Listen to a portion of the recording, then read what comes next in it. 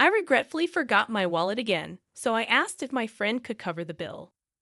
When my niece's school had an extended break, it became a routine for my single mother sister-in-law and her daughter to stay at our house. Initially, I sympathized with her situation and believed in helping out. But over time, she began taking it for granted. One day, she insisted on going to a new outlet mall nearby, and reluctantly, I agreed. However, she conveniently forgot her wallet and demanded that I pay, frustrating me. Despite this, I didn't want to disappoint my sweet niece, who often went without due to their circumstances. Reluctantly, I covered the cost, insisting my sister-in-law repay me. Unfortunately, it didn't end there. On another occasion, my sister-in-law demanded another trip to the outlet mall.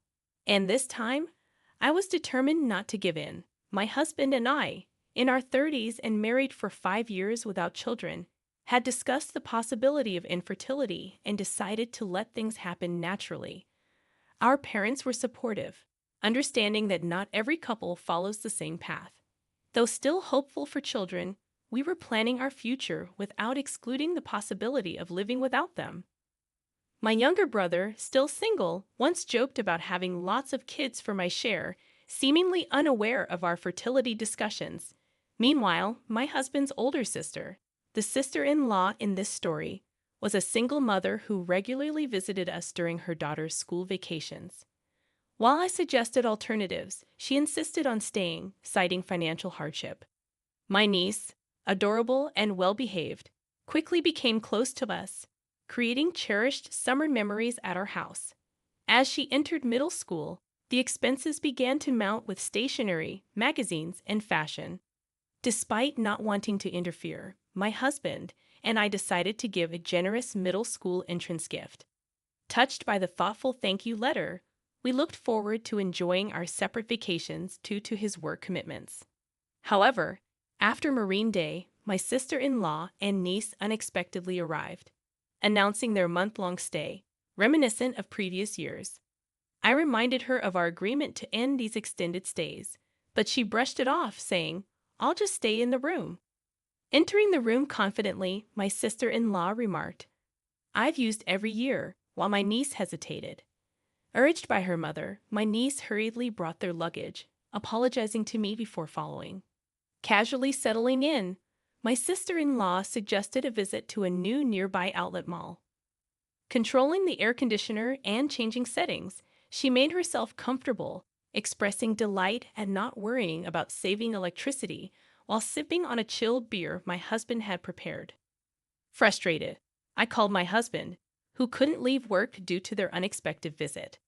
He asked me to handle his sister for the time being, promising to talk to her when he got home, even if it meant working late. Troubled by her unexpected stay, I couldn't ask him to leave work early.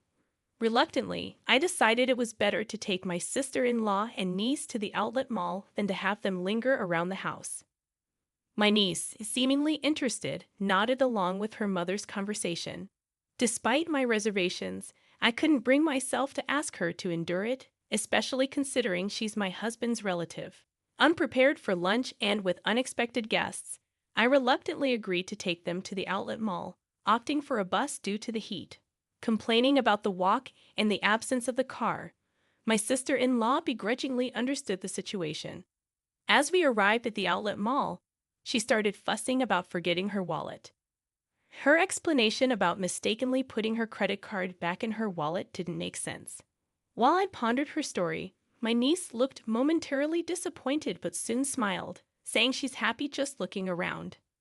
Feeling sorry for my niece, I suggested covering today's shopping, estimating it wouldn't exceed $400 for 3 people.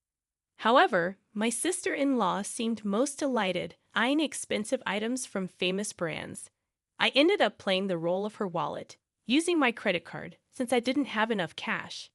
Demanding repayment as soon as we got home, my sister-in-law claimed she couldn't do it right away, citing a lack of cash and a forgotten bank card. When I suggested using her credit card's cash advance, she claimed her credit cards had expired, blaming a mix-up with a new one. I pressed her for proof, incredulous that she had allowed her cards to expire 3 months ago.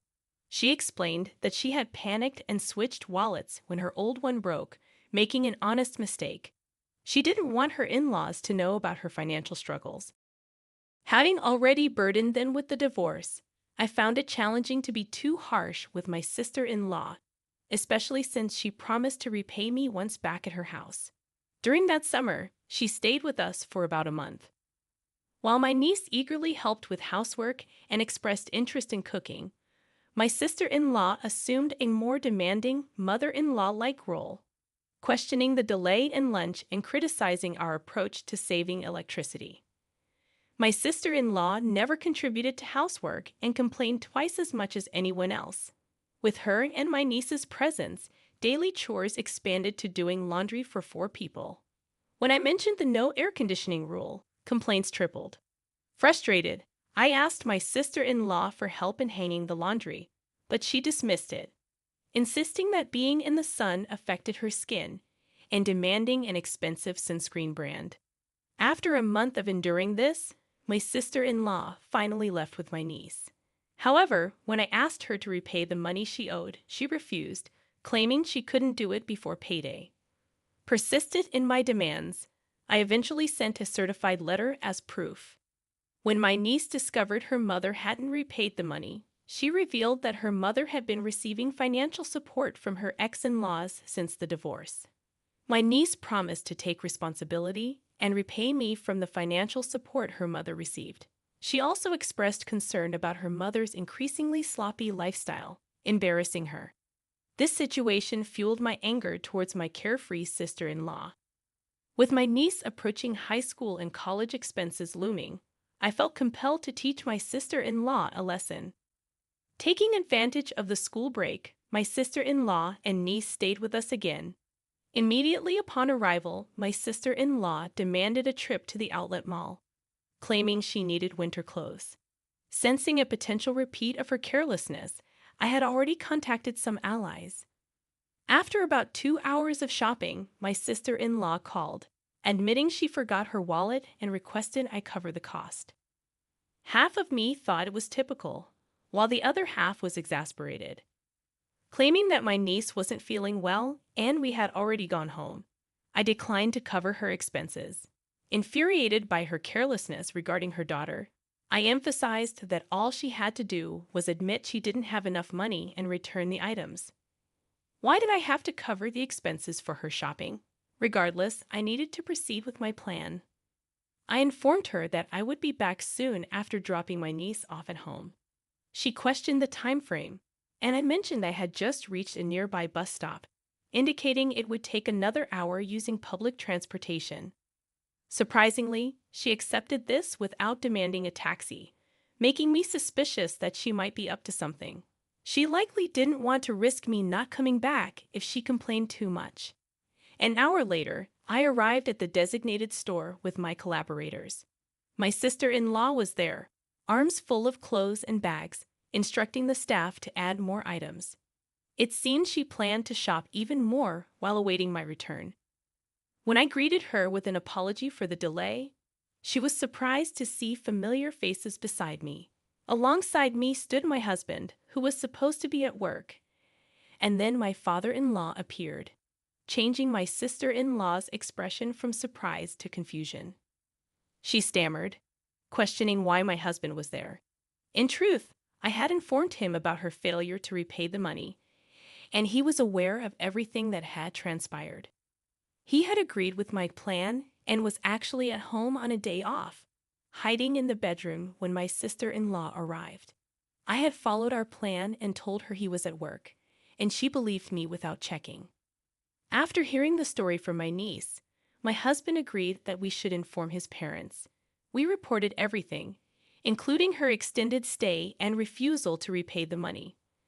When I explained our plan for the day to my in-laws, they were furious, saying it was outrageous. After separating from my sister-in-law at the mall, I immediately contacted them.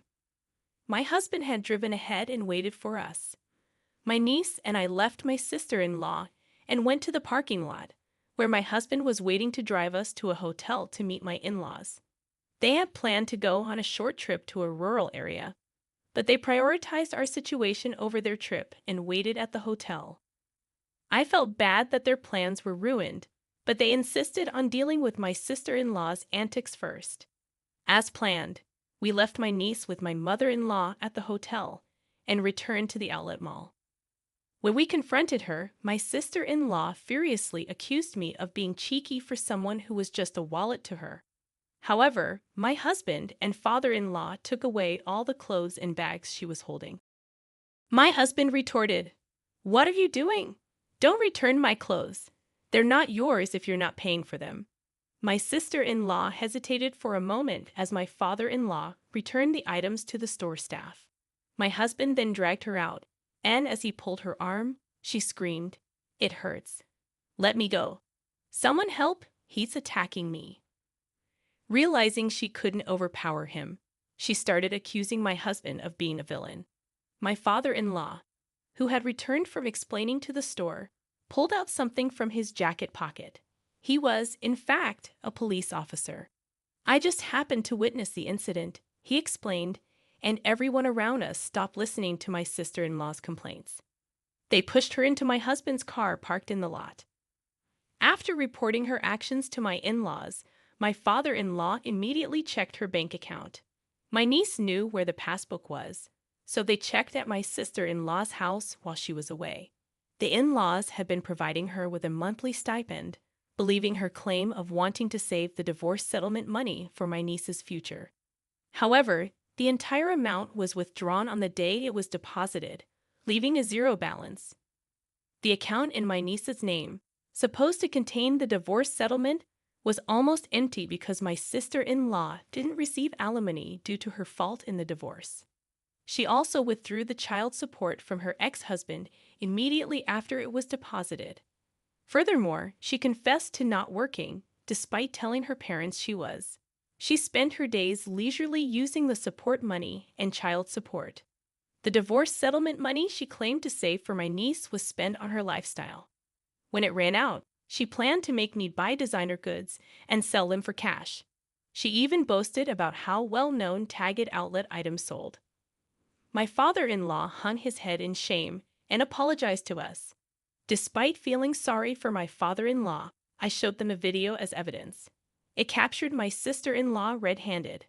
Whenever she and her daughter stayed with us, my husband's and my belongings mysteriously disappeared. It was too coincidental to happen every time, and more items vanished with each visit. Without proof, I couldn't accuse her, but I kept an eye on her. After she didn't repay the money I had fronted, I couldn't watch her all the time, so I installed hidden cameras in our rooms. Multiple times during her stay, she seemed to be searching our room when I was out. Finally, she began to blatantly steal. Just before leaving, there were times when she had checked the location many times and would go straight to his destination and steal what she was looking for. With practiced skill, she knew exactly where to go, swiftly taking specific items like my jewelry and my husband's luxury watch. The cameras caught her in the act, even capturing her face as she didn't notice them. My father-in-law, a police officer, was visibly furious, saying it's shameful to have a criminal in the family. He was overwhelmed with anger and sadness. When confronted, my sister-in-law brazenly claimed she had already sold the stolen items. My father-in-law instructed us to file a police report and submit the video as evidence.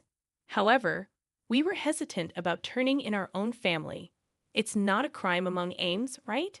We don't count someone who exploits kindness and repays generosity with evil as family, my husband said as he started the car engine.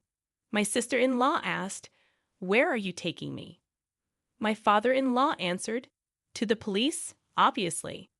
She screamed as if it was the end of the world, begging us for mercy.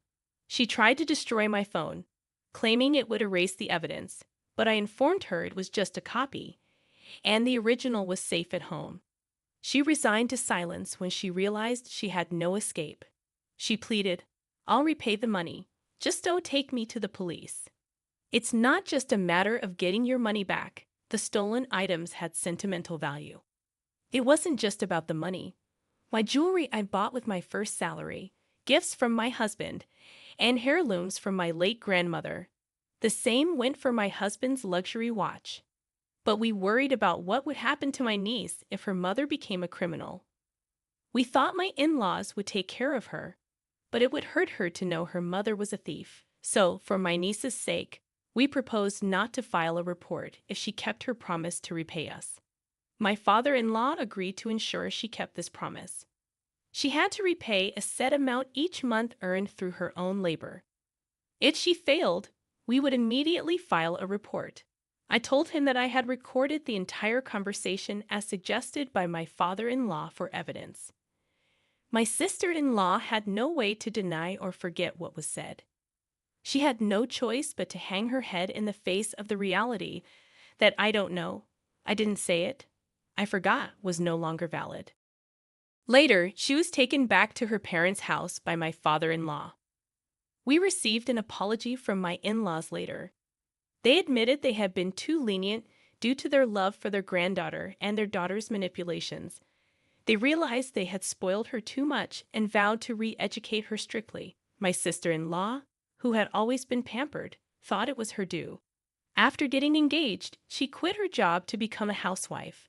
Even though it was difficult to get a job again after the divorce, my sister-in-law herself confessed that she thought she was only working part-time, but in reality, she wasn't working at all. After her divorce, she didn't even attempt to work, saying she didn't want to be associated with unfashionable older women. My father-in-law, knowing she was too sheltered, arranged for her to work at a company owned by his acquaintance.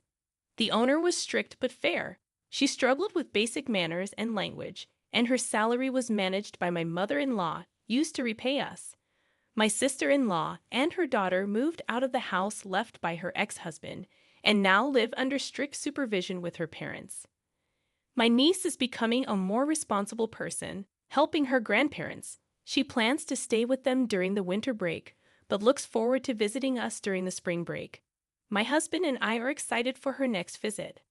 As for my sister-in-law, regardless of any change in her, she is not welcome in our house. We both agree it's best to avoid unpleasant feelings.